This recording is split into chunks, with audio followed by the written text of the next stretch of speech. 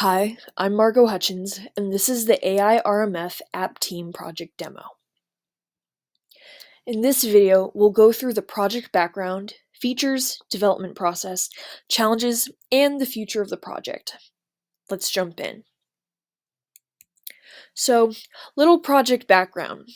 I'm a one-person team, and my project is developing an AI auditing app based on the NIST Artificial Intelligence Risk Management Framework, NIST AI RMF for short. AI has received a lot of media attention from things like ChatGPT, how it will impact jobs, and other high-risk decisions. All high-risk public-facing automated decision-making AI will be risk-audited and risk-assured. This is what the AI RMF app is for. I also have a project sponsor, which is Quality Plus Engineering, an engineering firm that has done risk management, ERM, and cybersecurity. The app follows the structure of the AI RMF playbook developed by NIST. The playbook has 4 functions: govern, map, measure, and manage. There are subcategories and sub-subcategories for each one. The main app features are the categories screen. Each category screen has the title, category description, and slider with a rating between 1 to 10. Then the user can go to the next screen / next subcategory. Other features the user can try are the welcome screen, sign-in screen, create an account screen, and main category screen. Here's the welcome screen of the app. You start here and you can go here, you can see the sign-in and sign-up screen, and go to the category screen. Let's go to the govern category here. Here you can see the title, image, category description, slider, text box, and button. All the category screens have the same design, look, and feel. Let's go back to the talk. So the project development process followed the fall, winter, and spring terms. In the fall term, we researched different AI standards, designed the UI, architected the app, wrote a design plan, requirements plan, project plan, and attended the NIST AI RMF workshops. In the winter term, we learned how to use Flutterflow, revised the app design, developed a project plan for development, developed the main category and subcategory screens, outcome screen, welcome screen, login and sign-up screens, enabled authentication, fixed code bugs and errors, and QA/QC the app, did quality assurance and quality control of the app. In the spring term now, we developed 72 more screens for the subcategories, which were updated by the NIST AI RMF playbook. We're uploading the app to the App Store and submitting an artifact to the US Patent and Trademark Office for the app trademark.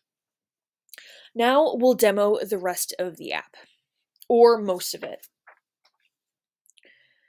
So here we're going through the governed subcategories, and there are a lot of them, and you can also go back and forth.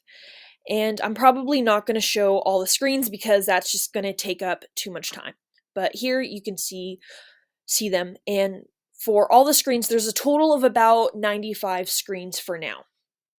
So that's all I'll show, or else this is going to take up the rest of the video. So the development steps for this whole project was 1, first research AI standards and attend the NIST AI RMF workshops, because in the fall term, the AI RMF wasn't even published. It wasn't published until about March of this year.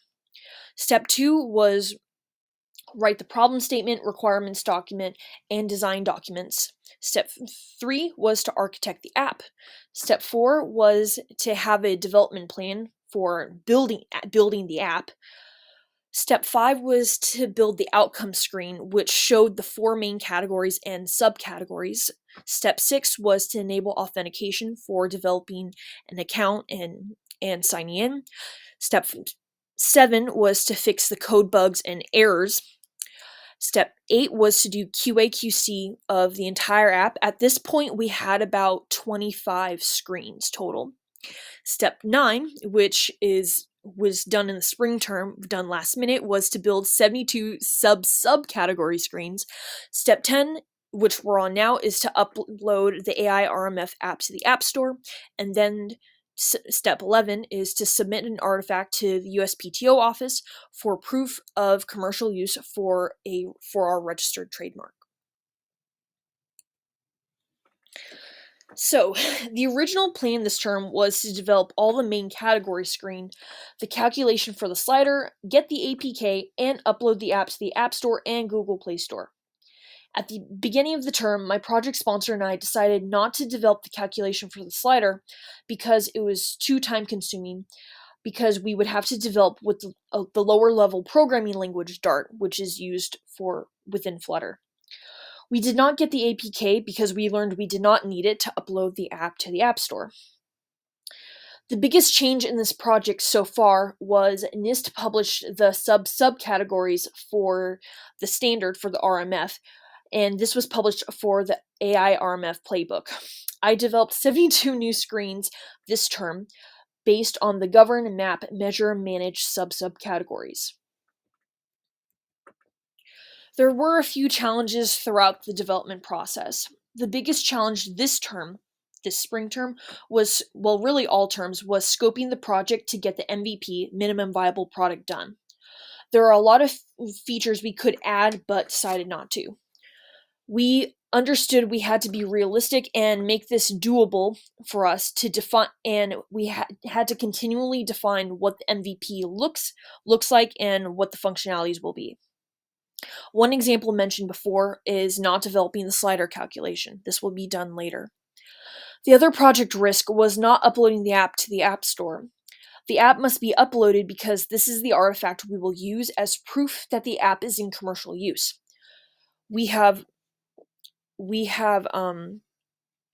applied for a trademark and been accepted for the trademark by the USPTO, but we have a 6-month deadline to send the artifact to the USPTO or we lose the trademark.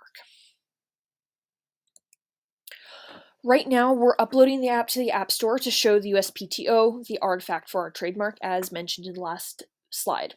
This will be a commercial app. My project sponsor and I are planning the next stage of development right now.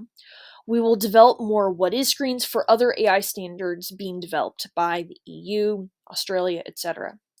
This will start in the summer and continue in the fall when I will take the special project course with Professor Fail. I will continue building this project in grad school too to flesh out the calculations and to enable more functionality. Thank you to my project sponsor, Quality Plus Engineering, and Greg Hutchins for providing guidance in this project. Thank you to Professor Fail and all the TAs that have helped me every term. And this was the AI RMF project development video. Thank you for your time.